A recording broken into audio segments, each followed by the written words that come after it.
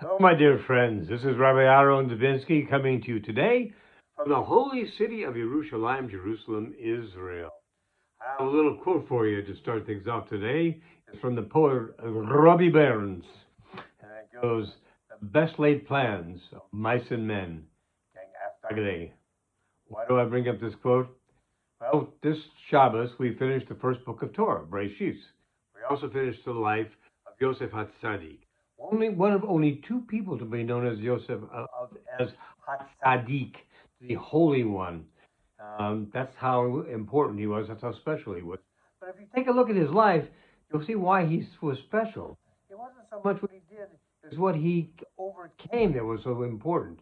For example, his plan, going back to Rabbi Burns, his plan at the age of 17 was to take care of the family business. His father sent him out to tell him what was going on with his brothers, what was going on with the business, report back to him. He was virtually a liaison. He was a administrative assistant, whatever you want to call him. But that was how he saw his life. He was favored. How do we know? His father gave him a special coat with special colors. So it made him feel very special. And he thought this was his life. They had money, they had power, they had land, they had everything.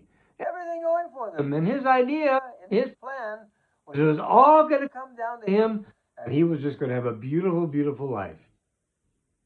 Until he found his brothers in Shechem. And they decided they were going to kill him.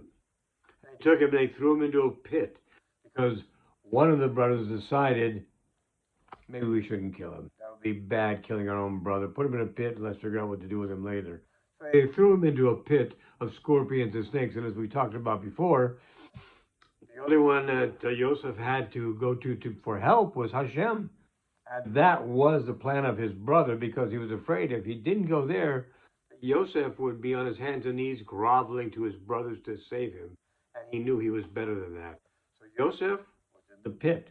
And he was with the scorpions and the snakes. And he prayed to Hashem to get him out of the pit. And he did. This is great. He's out of the pit. Woohoo! Well, we have traders coming along the trade trail. And one of the brothers has the idea, why don't we just waste this guy? Why not just sell him into slavery? We'll get some money for him at least, which is what they did. Now, if you don't know about trade at that time, most of the traders on the camels took things like petroleum products, which were very, very smelly, very horrible to be around for long periods of time. Yosef, however, because of his connection to HaKadosh Baruch Hu, was in a caravan that had incense, very nice smells. So he's thinking to himself, well, things are now better. I'm not with the snakes. I'm not with things. My life is free to go again. And what happens to him at this point? He goes to Egypt and he gets a job working for one of the Pharaoh's #1 guys. Look at this. This is great. And he has a run of the house. How great is this? He's got everything. Look at me. I got everything. I got the run of the house. I got the nice clothes. I got the jewelry. I got all sorts of stuff. I got run of everything in the house except for the master's wife. Fortunately for him, the master's wife wanted him. He didn't want her.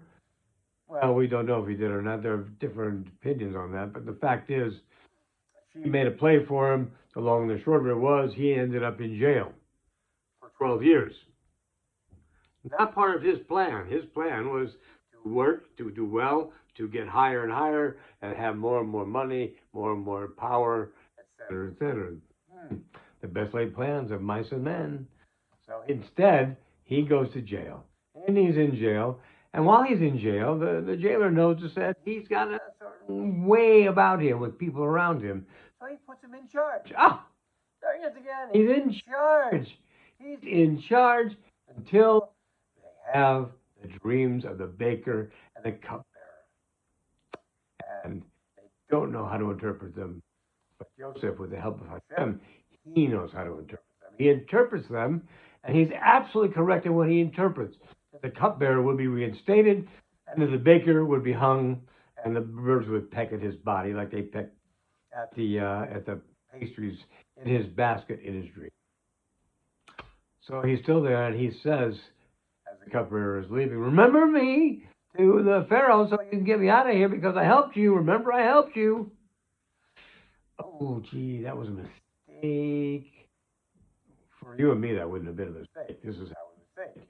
Let's go. They help us out. But for Yosef Hatzadik, he should have known again who had helped him every step along the way, even when things didn't go his way. It was HaKadosh Baruch Hu. So the punishment was 2 more years in jail until the dreams of Paro.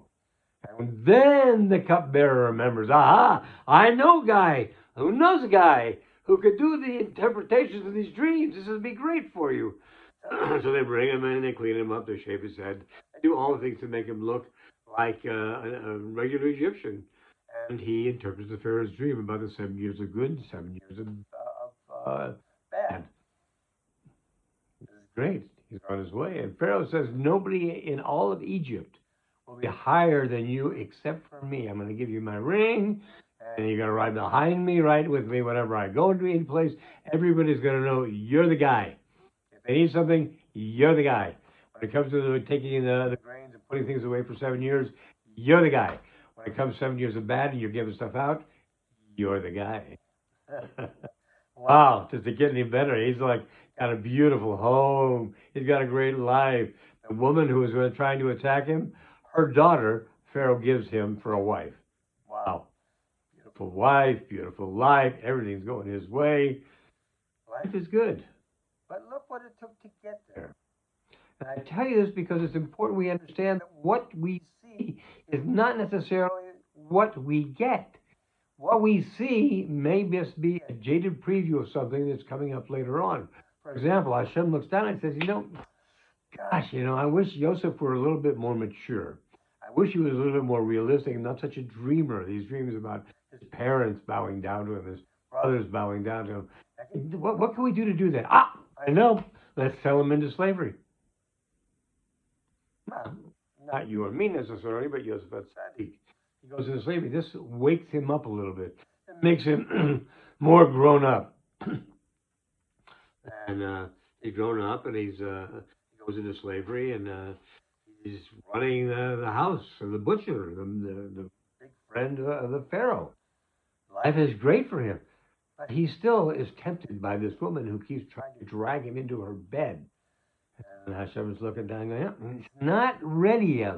What can we do to cure him, to make him a little bit more, to make him the person he needs to be, to toughen him up a little bit, but not make him so, what's the word I'm looking for? Not to make it so that he's too hard. Let's put him in prison. In prison he'll meet people, and he'll learn with his personality how to treat these people, and he'll be in charge of his people, and he'll learn how to delegate authority. That's a good start. So he's there, he comes out, comes to the dreams of Pharaoh. Now he's 30 years old. And now he's ready. He's had the experiences he needs. Hashem looks down, and what does he see? He sees a new Joseph. A Joseph who's not an arrogant teenager, who's not an irresponsible adult. He's ready to delegate authority. He's ready to handle things. And Hashem gives him the ability to save Egypt and to save all the people around him, including his own family. It's an amazing thing that he gets to do this. So that's what happens. Now, the same thing happens in our lives quite often, only we don't always see it the way that it is meant to be seen. We see it as we're being put down, we're being pushed down. We have things that we have to do.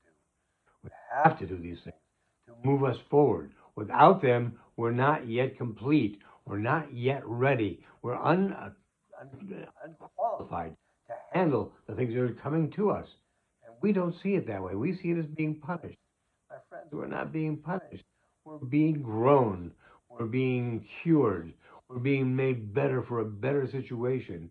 And if we could just say, thank you, Hashem, for doing this for me. I know it doesn't seem like it, and I know it doesn't look really good to me right now, but I know what you're doing. You're doing it for my own best interest. And for that, I want to say thank you. Thank you for all you do for me, for bringing me to this point, for moving me forward, for making me the person that I need to be to do the things that you want me to do. So having said that, my friends, let me wish you all a Shavua Tov, a great week ahead, and God bless.